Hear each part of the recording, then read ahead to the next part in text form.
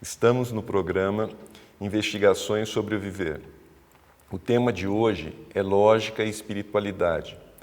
Eu vou falar de um artigo que foi publicado na revista Sofia, número 95, de janeiro e fevereiro de 2022. O artigo é de minha autoria mesmo. A inspiração para escrever esse artigo, ela veio de um livro que se chama O Fim do Sofrimento, e ele fala sobre os 4 lemas de Nagarjuna. Nagarjuna foi um filósofo do budismo que viveu na Índia no século II. Ele foi abade da Universidade de Nalanda e é considerado o fundador da Escola do Caminho do Meio. Esses 4 lemas, eles avançam sobre os fundamentos da lógica ocidental propostos por Aristóteles, e a minha ideia é mostrar como é que esses lemas eles servem de suporte para a espiritualidade. Os 4 lemas de Nagarjuna, também a gente pode chamar de tetralema, ou no sânscrito é Catuskoti. Ele diz o seguinte, no início, Buda falava dos fenômenos como se eles fossem reais. Em seguida, ele ensinava a alguns ouvintes que os fenômenos são irreais. Depois ele ensinava a alguns ouvintes que os fenômenos são tanto reais quanto irreais. E para aqueles que estavam praticamente livres das paixões e visões erradas, ele declarava que os fenômenos nem são reais nem irreais. Então, Buda utilizava de diferentes abordagens conforme os diferentes graus de evolução dos seres vivos.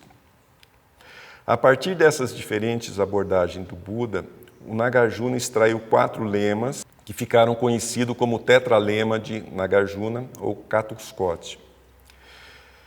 Então, se considerarmos X igual a fenômeno, A igual a real, não A igual a irreal, os 4 lemas eles podem ser escritos em termos de 4 fórmulas lógicas, como mostrado.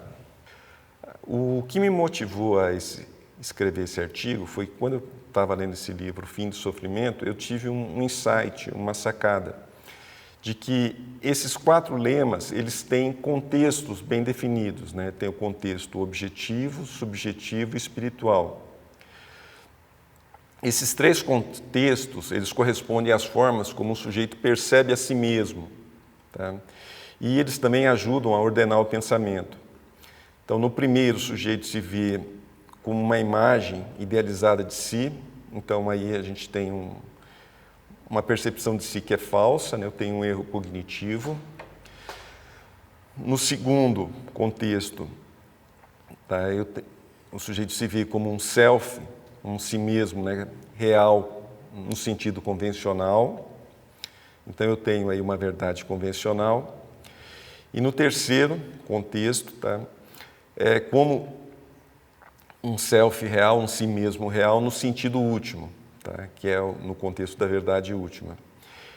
Esses 3 contextos correspondem às 3 naturezas na escola Yogacara de budismo, que é a natureza imaginária, que está relacionada ao primeiro contexto, a natureza dependente, que está relacionada ao segundo contexto, e a natureza perfeita, que está relacionada ao terceiro contexto. Aqui hoje eu vou falar apenas sobre os contextos subjetivo, objetivo, subjetivo e espiritual. Eu não vou entrar nos demais pontos. Eu convido a quem queira ver esses demais pontos para dar uma olhada na revista, porque lá eu exploro um pouco mais.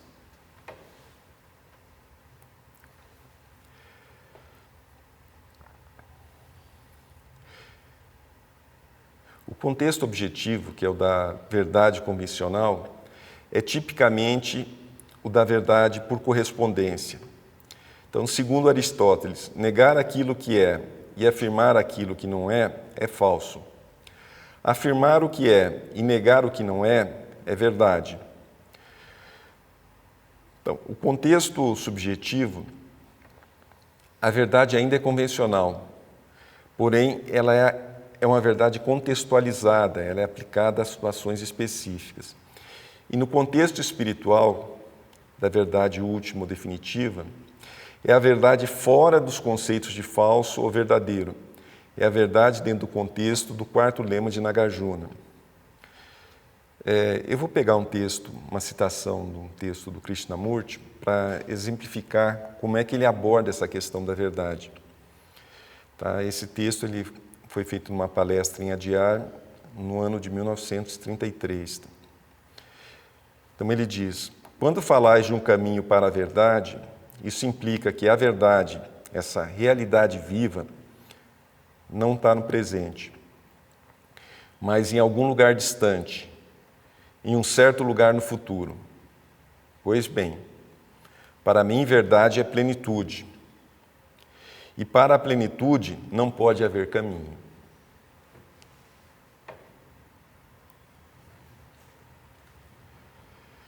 Bom, o primeiro contexto é o contexto da lógica clássica de Aristóteles.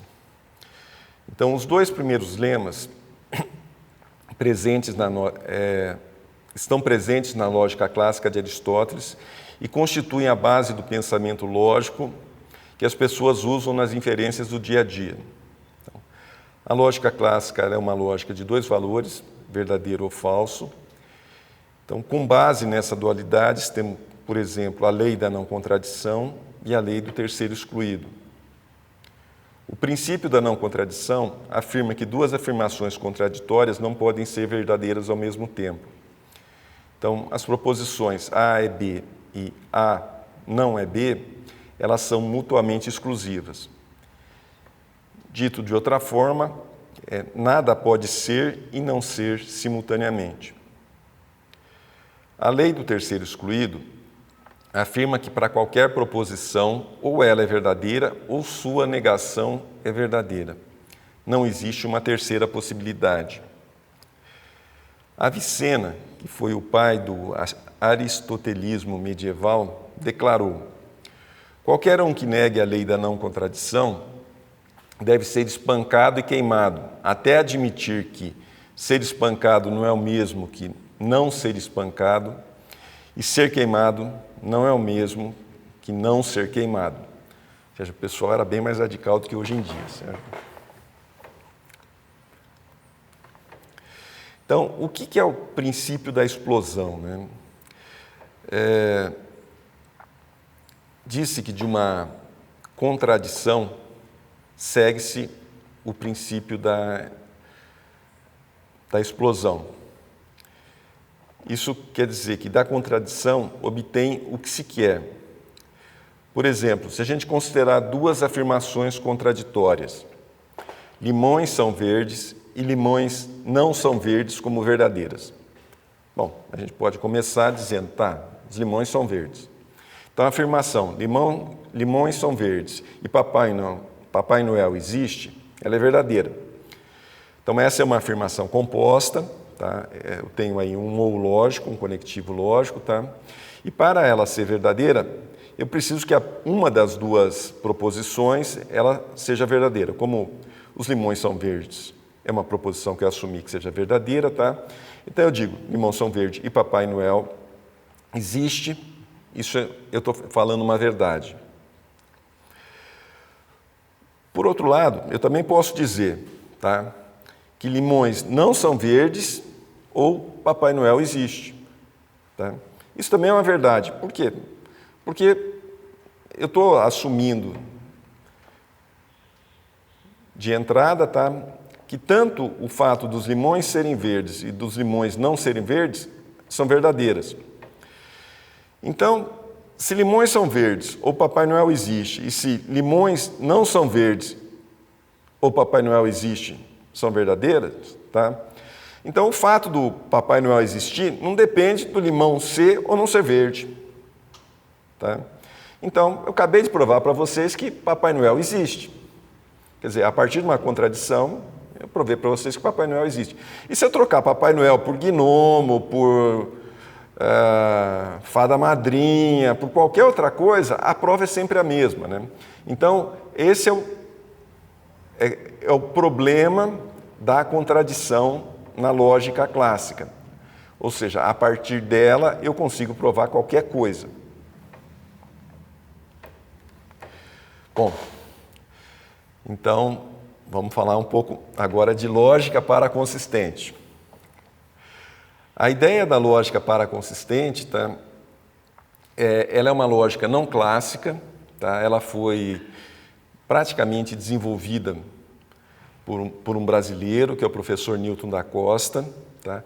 E essa lógica ela se propõe a dar soluções não triviais, tá? Aquelas que não seguem o princípio da explosão, para problemas que apresentam contradições. Então, essas teorias da lógica paraconsistente, elas são de grande importância para diversas áreas. Tá? Então, isso vai além da matemática, filosofia, direito, computação, inteligência artificial. Embora o nome pareça algo complicado, tá? Que o paraconsistente é além da consistência, né? O princípio é bem simples. Tá? Ele diz que é possível tomar uma decisão sensata a partir de uma contradição se você tem um critério adicional. Então o exemplo assim, é bem simples, né? Por exemplo, quem tem carro com sensor de estacionamento, é uma situação que provavelmente já deve ter vivenciado, é que você vai dar uma marcha ré para estacionar o carro, você olha pelo retrovisor e não vê nada. A hora que você começa a dar ré, o sensor de obstáculo de estacionamento, tá? Ele começa a apitar. Então você tem uma informação contraditória, você olhou, não viu nada, e o sensor está dizendo que tem um obstáculo. Então, ou seja, são duas informações contraditórias. Tá? Tem e não tem obstáculos. Bom, como é que você faz para resolver esse problema? Larga o carro no meio da rua? Não. Tá? Você ou desce do carro e vai dar uma olhada para ver se não tem alguma coisa que está abaixo da linha de visão, que você não consegue ver, ou pede para alguém ver isso. Ou seja, eu tenho um critério adicional que me permite sair dessa contradição e resolver o problema. Tá? Então, assim, é uma ideia extremamente simples, ela é o que a gente faz no dia a dia sem se dar conta de que isso é um tipo de lógica.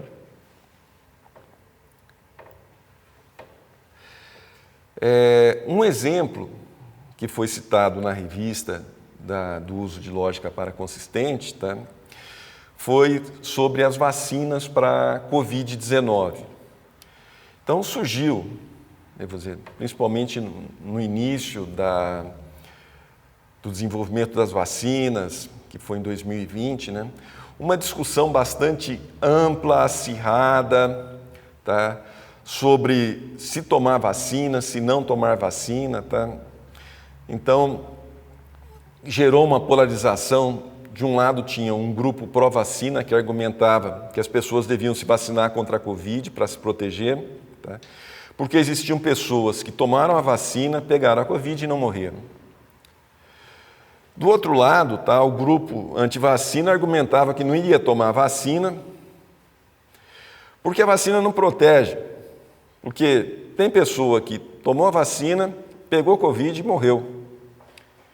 Então, ou seja, ambos estão falando a verdade, porque tem pessoas que tomou a vacina, pegou Covid e não morreu, e tem pessoas que tomou a vacina, tá, pegaram a Covid e morreram. Então, a gente tem uma contradição. E a menos que eu vá além dessa contradição, usando algum critério adicional, tá? Isso vira uma discussão passional, né? Cada um acha que tem razão, vai para cima do outro, vira uma conversa muito maluca, tá? Então, como é que a gente pode colocar uma luz sobre essa discussão, trazendo um critério adicional?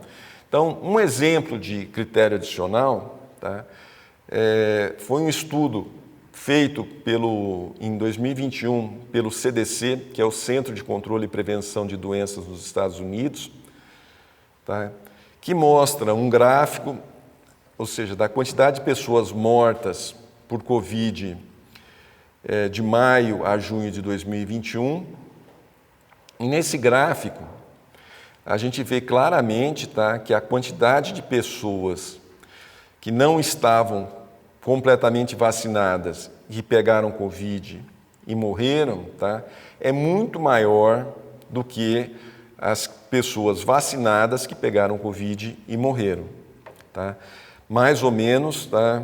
Ou seja, 90% das pessoas que morreram, elas não estavam completamente vacinadas.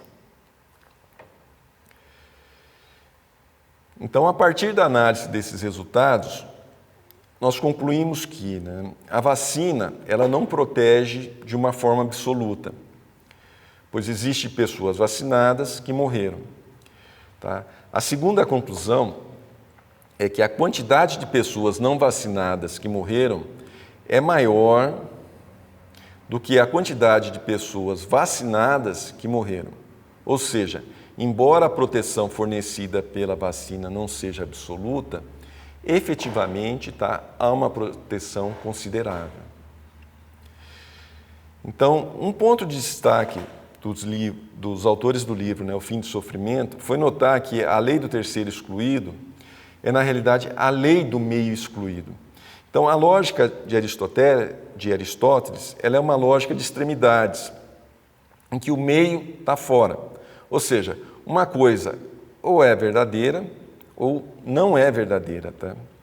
Então, o que a lógica paraconsistente faz, ela reintroduz o meio termo, a solução de compromisso que está ausente na lógica clássica.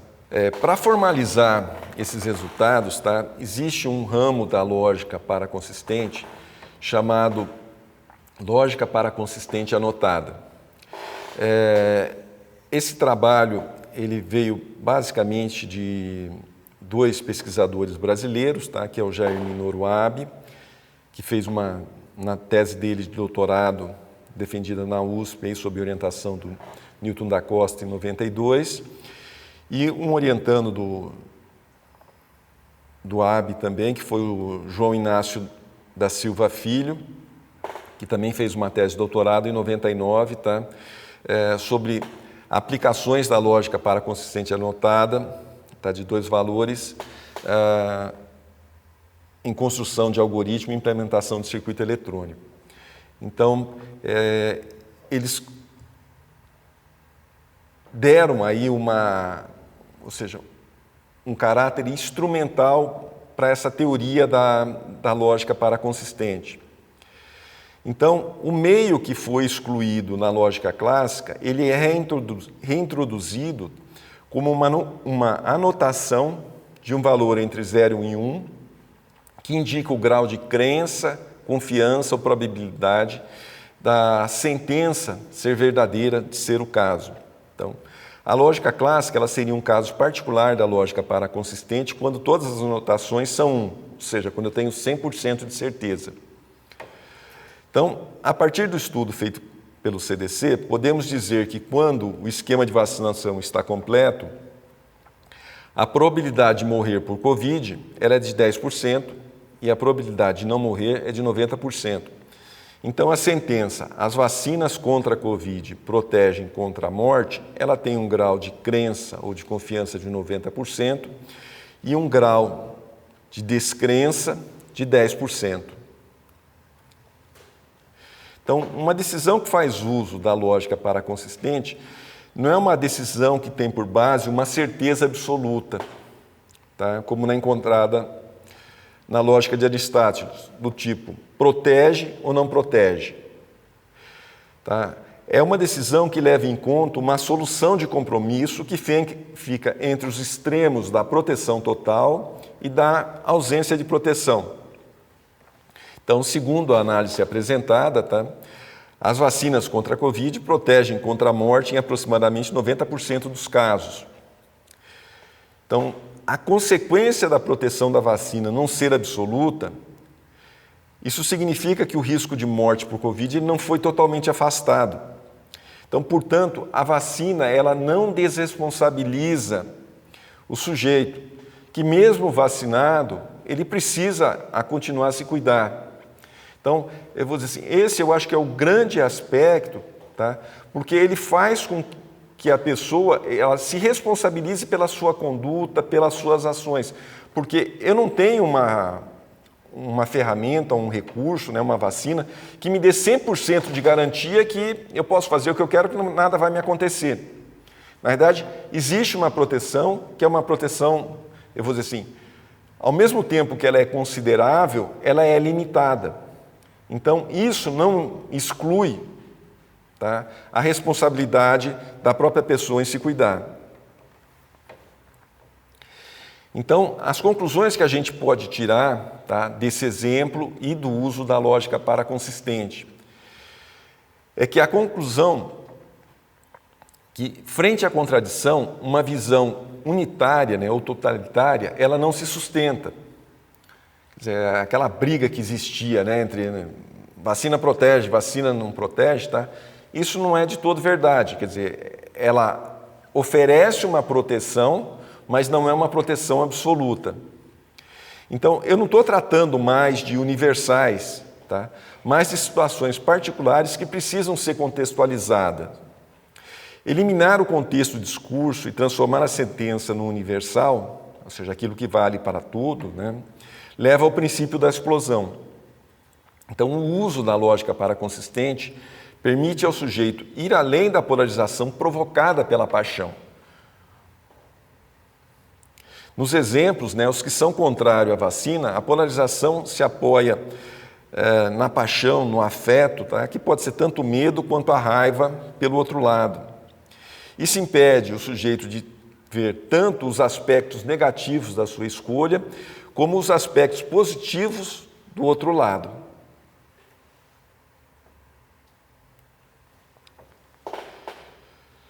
Bom, então agora eu vou começar a falar do terceiro lema de Nagarjuna. Tá?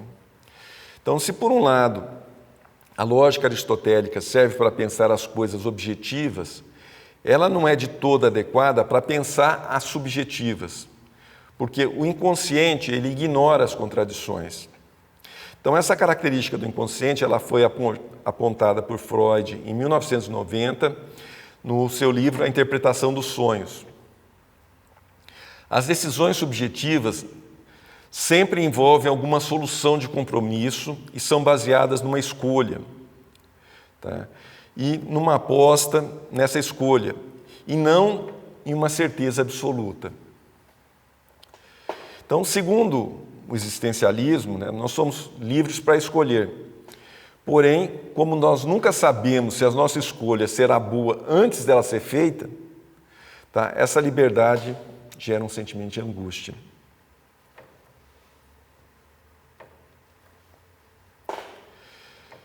Então, para dar um exemplo de como é que, eu vou dizer, isso se aplica ou está presente na realidade subjetiva, tá? Eu vou citar o exemplo de uma criança que cresceu achando que não tinha nenhum valor e acabou desenvolvendo uma defesa, tá, contra esse sentimento. Ela desenvolveu uma imagem de si, de que ela era a pessoa mais importante do mundo. Então, ela tem duas visões contraditórias de si. Tá? Uma de que ela não tem nenhum valor e outra de que ela é a pessoa mais importante do mundo. Tá? Então, ela convive com isso, né? Em situações bem específicas, quando, por exemplo, ela se sente rejeitada, essa imagem de si como sem nenhum valor, ela se faz presente e causa um grande mal-estar. Pois ela vai contra esse sentimento de autoimportância. Então, o que normalmente acontece nesses casos? Então, para fugir dessa opressão causada pelo sentimento de mal-estar, então, esse sujeito ele suspende seu julgamento crítico. E aí ele, ou seja, a partir do momento que ele suspende o julgamento, começa a entrar o princípio da explosão. Ou seja, qualquer coisa vira verdade. Então, esse é, eu vou dizer, um exemplo bem claro, né, de que se a gente não olha para essas contradições que tem dentro da gente acaba fazendo muita besteira, porque não usa a melhor ferramenta que a gente tem para usar, que é a nossa inteligência.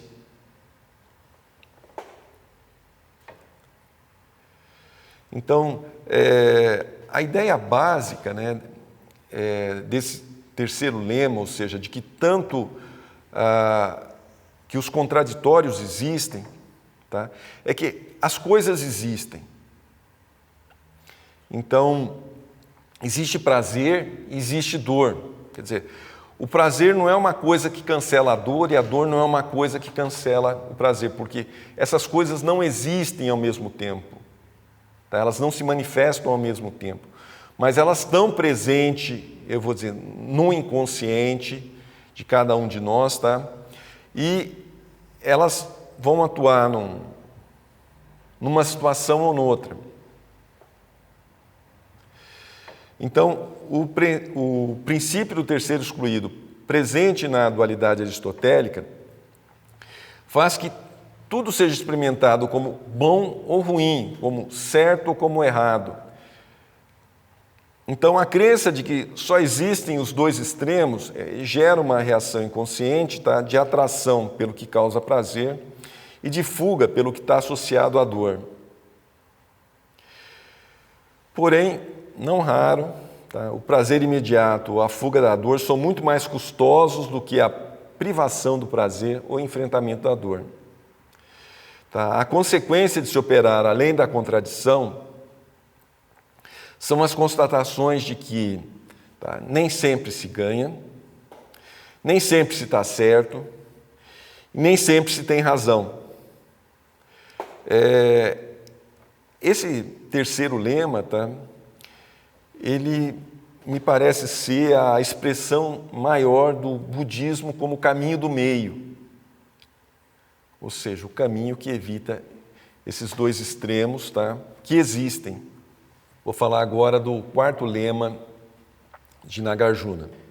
Então, o quarto lema ele pode ser enunciado como nem verdadeiro nem falso, nem igual nem diferente, ou simplesmente além de. Dentro da lógica clássica de Aristóteles, tá, esse lema apontaria para um niilismo do tipo, não existe verdade. Então, essa foi a forma como os primeiros ocidentais que entraram em contato com o budismo o interpretaram, ou seja, consideraram o budismo niilista, tá?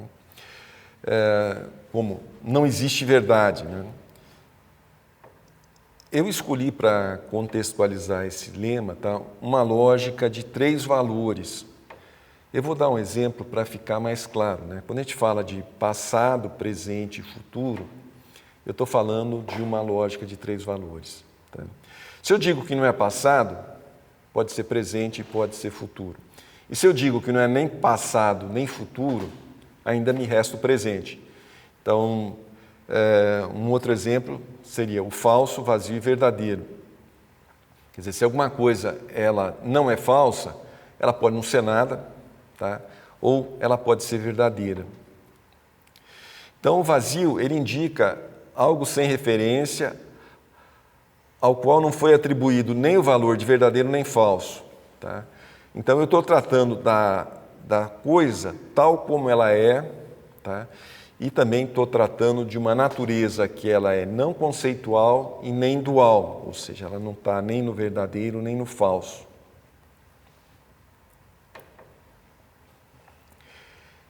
Para trazer, eu vou dizer, em termos de exemplo da lógica ou da filosofia ocidental, né, esse exemplo, eu vou começar primeiro com um contra-exemplo. E eu vou fazer uma citação de um artigo de Frege. Tá? Frege foi um lógico alemão que viveu no século passado, e ele escreveu um artigo que é sobre o sentido e a referência em 1892, tá? Que eu vou ler um trecho para poder introduzir o que eu quero dizer.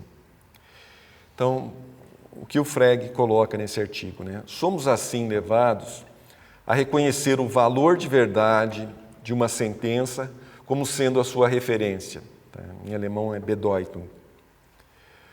Por valor de verdade de uma sentença, entendo a circunstância de ela ser verdadeira ou falsa. Não há outro valores de verdade. Um valor de verdade não pode ser uma parte de um pensamento, posto que um valor de verdade não é um sentido, mas é um objeto. Mas, por outro lado, o pensamento isoladamente não nos confere conhecimento algum, mas somente o pensamento associado à sua referência, isso é, ao seu valor de verdade, nos fornece conhecimento. Tá? O juízo, ele pode ser encarado como um movimento de um pensamento em relação ao seu valor de verdade. Então, o que isso quer dizer? Né? Que qualquer coisa que a gente percebe, a gente está o tempo todo analisando, isso é verdade ou isso não é verdade. Então, existe uma significação, uma referência, tá, a tudo aquilo que a gente percebe, e a gente está o tempo inteiro verificando se isso é verdade, se não é verdade, se faz sentido, se não faz sentido. Tá? Então, essa é a melhor bússola que a gente tem para se guiar no dia a dia. Né? A gente vive, eu vou dizer, numa enxurrada de fake news, eu vou dizer, principalmente agora. Né? Então, se eu não tiver uma bússola para me guiar, eu realmente fico perdido. Mas, assim, esse é um contra-exemplo, ou seja, é como é feita essa atribuição de valor que a gente não se dá conta que ela é feita, porque ela é, eu vou dizer assim, automática, né?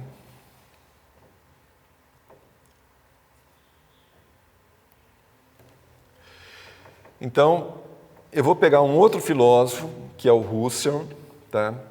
Que é considerado o pai da fenomenologia moderna. Tá? Então, o Husserl ele apresenta a sua fenomenologia como um método de investigação que tem o propósito de aprender o fenômeno, isso é, a aparição das coisas à consciência, de uma maneira rigorosa. Ao deter-se na análise da consciência, Husserl irá propor seu método radical para vasculhar o fenômeno, a saber, o que ele chamou de redução fenomenológica, tá? A epoquê.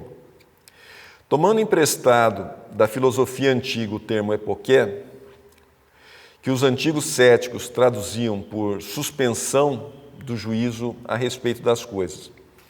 Então, a epoquê ela consiste numa suspensão momentânea da atitude natural com a qual relacionamos com as coisas do mundo. Quer dizer, essa atitude natural é exatamente o que o Frege apontou. Ou seja, sempre que eu vejo alguma coisa, eu atribuo um valor. Isso é verdadeiro, isso é falso. Então, é a atitude natural, essa coisa de estar o tempo inteiro julgando. Então, o que o Husserl propõe para investigar a consciência? Ele propõe a suspensão desse juízo de valor. Tá? Então, isso consiste em deixar provisoriamente de lado todos os preconceitos, teorias, definições que nós utilizamos para dar sentido às coisas. Então, esse recurso de suspender o julgamento, ele está muito presente sempre que um instrutor espiritual, ele quer passar alguma coisa da realidade espiritual. Então, eu vou citar um exemplo de uma passagem de Krishnamurti, que ele usa o termo olhar negativamente. Tá? Então, o Krishnamurti diz numa das suas palestras, tá? Para ver uma coisa muito claramente, a pessoa deve olhar negativamente. Olhar negativamente uma coisa significa olhá-la sem permitir que seja deformada pelo preconceito, pela opinião, pela experiência, pelo saber, pois tudo isso impede-nos o olhar. Ou seja, o olhar que ele está falando, tá, é essa análise do fenômeno em si, daquilo que surge da consciência.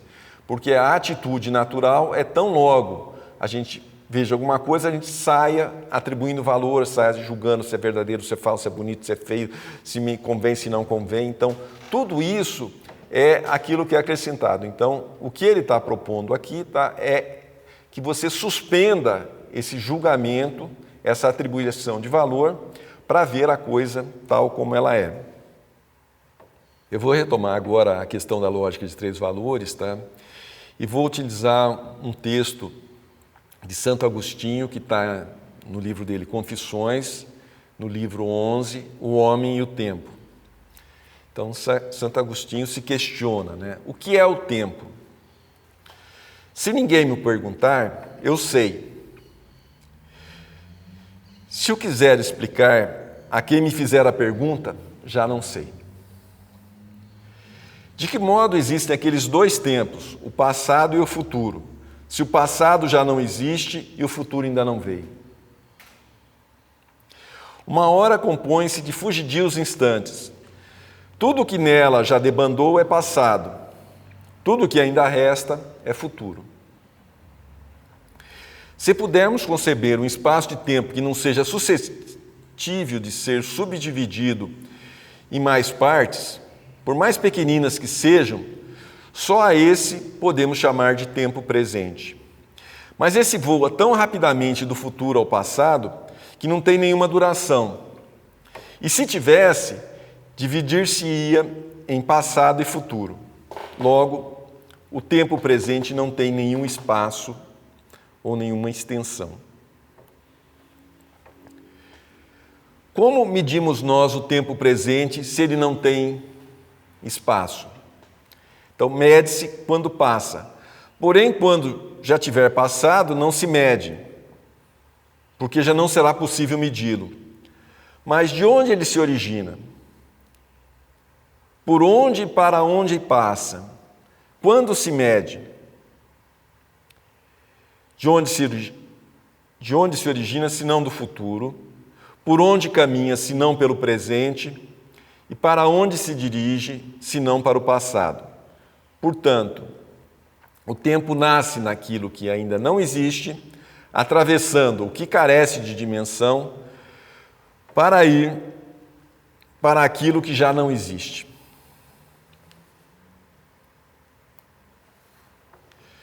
Então, ou seja, o que o Santo Agostinho mostra para a gente nesse texto maravilhoso aí que eu convido vocês a lerem, tá? É só buscar na internet que acha várias referências, é justamente o caráter paradoxal do tempo. Se por um lado só o presente existe, por outro não é possível apreendê-lo com o pensamento. Assim como o tempo presente, também não se consegue aprender a atenção consciente, que só existe no presente. Então, o olho que enxerga os objetos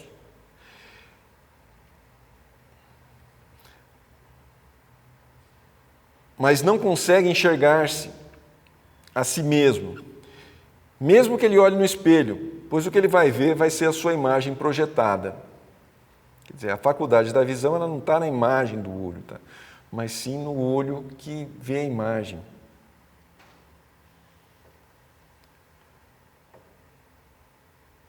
Então, assim, é possível desfrutar do momento presente, tá?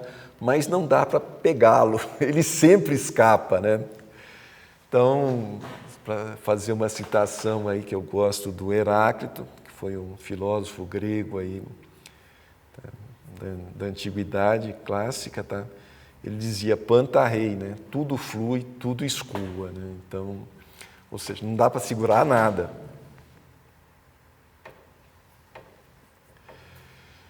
Bom, o campo de aplicação do quarto lema, por excelência, tá? É o si mesmo, ou a natureza última de si mesmo. A palavra para si mesmo em inglês é self, né? Então, algumas pessoas traduzem self por eu, mas ele não dá a noção exata que o self é o si mesmo, ou seja, é aquilo que você se refere quando se refere a si mesmo.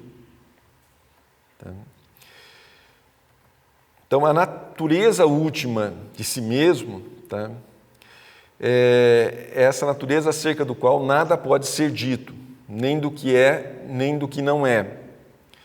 Então, qualquer tentativa de descrever a consciência a transforma num objeto. Então, isso levanta uma questão, né? Quando um sujeito ele se refere a si mesmo, a que é que ele se refere? Tá? Então, existe uma tendência em nomear o indizível, em falar de si como se fosse um objeto. Tá? Só que o indizível que é apreendido por conceitos não é o verdadeiro indizível. Tá?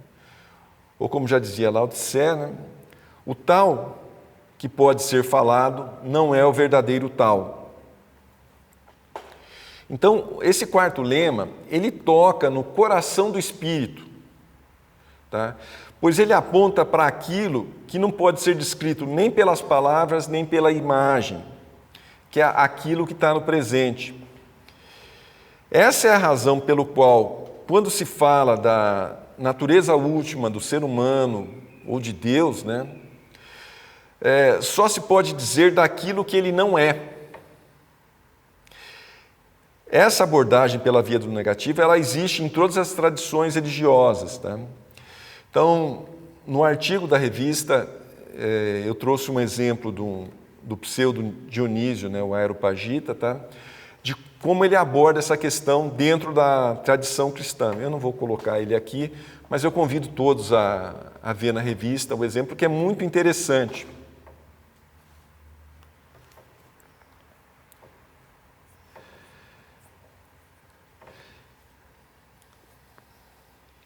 Então, só dá para ser si mesmo, né, no presente. Quando alguém se projeta no futuro, ele vai viver na imaginação, pois o futuro nunca será da maneira que se espera, imagina ou se teme. Quando se volta para o passado, esse passado só existe na lembrança. Então, tanto o passado como o futuro, nos quais o sujeito acredita viver, né, eles são apenas fantasias que existem no presente. Então, o presente é o portal, essa passagem estreita, né, estreitíssima, entre o passado e futuro, que dá o acesso ao divino que existe em nós. Então, de que forma que a gente transmite essa experiência daquilo que está além das palavras, né? Que é justamente a experiência dessa natureza última que conduz ao despertar. Dado que essa experiência é o mais íntimo que cada um de nós pode viver, ela não pode ser transmitida, mas ela só pode ser apontada. Então, essa é a função do quarto lema, é apontar para a natureza dessa experiência, ou seja, ela está lá como uma direção, e cada um tem que ver isso em si mesmo. Eu vou falar um pouco do Ramana Maharshi, tá? Que o Ramana Maharshi, eu vou dizer assim, é um guru, na verdade ele não se dizia guru, tá? Mas é um guia espiritual, eu vou dizer, que viveu aí no século passado, e que ele trouxe muito claramente essa noção, né? Então, a essência dos ensinamentos de Ramana Maharshi é o Atma Vichara, ou a investigação direta por meio do questionamento. Quem sou eu? Essa técnica visa chegar ao sujeito absoluto, ao observador ou testemunho de tudo o que acontece na mente. Então, separando daquilo que ele não é, ou seja, de tudo que pode ser observado. Então, toda manifestação que surge na consciência é objeto da consciência e, como tal, ela pode ser observada. E se pode ser observada, então não se trata de um sujeito, mas se trata do objeto.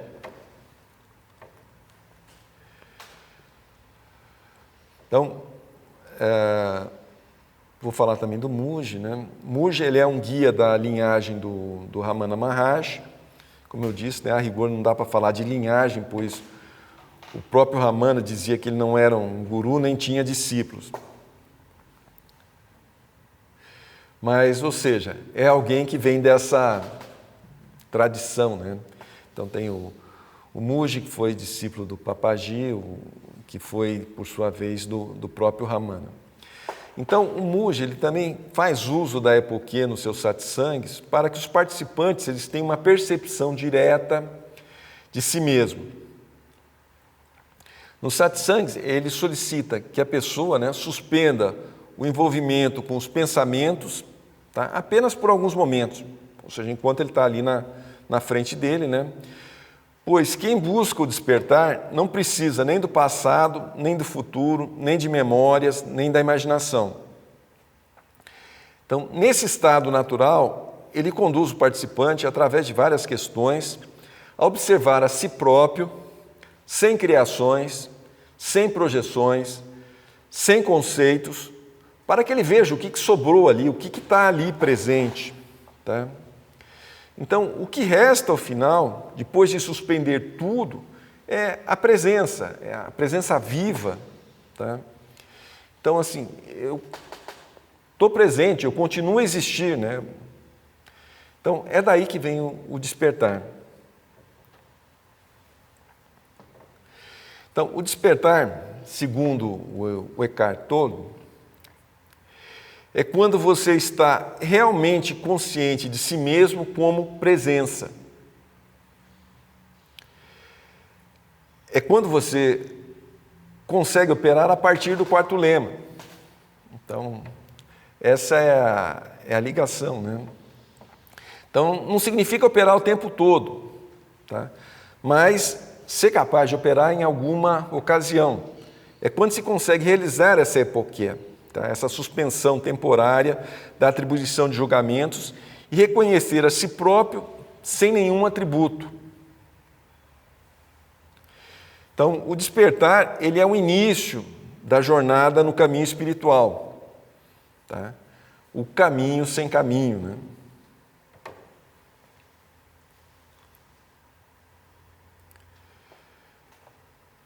Então, para nós que estamos nessa travessia do caminho sem caminho, né? Então, nós somos os aspirantes do caminho espiritual, eu vou usar um termo que é: nós somos não todos despertos. Então, é essa situação de quem saiu de uma margem, mas ainda não chegou na outra, ou seja, que está na metade do rio. Então, horas você funciona de um jeito, ou seja, funciona identificado com o personagem que você vive no dia a dia, e tem horas que você consegue olhar claramente, tá, e ver, tá, que o papel que você está desempenhando é um personagem, ele é um papel, e que você vê isso, né, que você está além desse personagem que você desempenha no dia a dia. Então, ou seja, né, nós que já conseguimos ter alguns vislumbres, tá, dessa realidade última, tá, mas não da sua plenitude. Então, eu vou pegar uma citação do Papaji que ele diz, né, se você vê a ilusão, você está iluminado. Mas se pensa que está iluminado, você está na ilusão.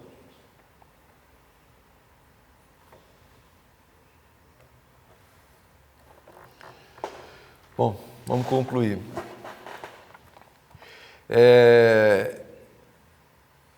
Os 4 lemas de Nagarjuna, eles fornecem o suporte lógico das etapas do caminho espiritual. Os 2 primeiros lemas estão relacionados ao desenvolvimento do pensamento lógico em termos da realidade objetiva.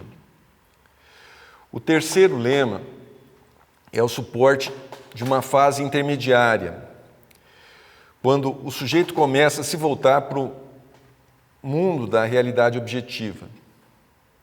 Então, nessa etapa intermediária, o sujeito passa de uma visão de si que tem por base uma imagem idealizada de si, tá? Uma imagem irreal de si, para uma imagem, para um si mesmo, né, real, ou seja, ele já deixa de se ver como alguma coisa que ele imagina que ele deveria ser. Então, sem essa etapa intermediária, O despertar ele é transformado num ideal de ser desperto. Então isso só vai juntar mais um atributo para a imagem que ele tem para si mesmo, né? Então, ele vai desenvolver aí um ego espiritualizado. Ele vai construir aí um castelinho no céu. E o quarto lema é o suporte que proporciona o encontro com a realidade espiritual. Tá? A realidade espiritual e suas infinitas possibilidades. Então, nele, a inteligência opera livre das amarras do condicionamento. Então, era isso que eu queria trazer para vocês. Tá? Espero que esses ensinamentos eles ajudam, eles possam trazer luz, tá, a todos que buscam pelo despertar.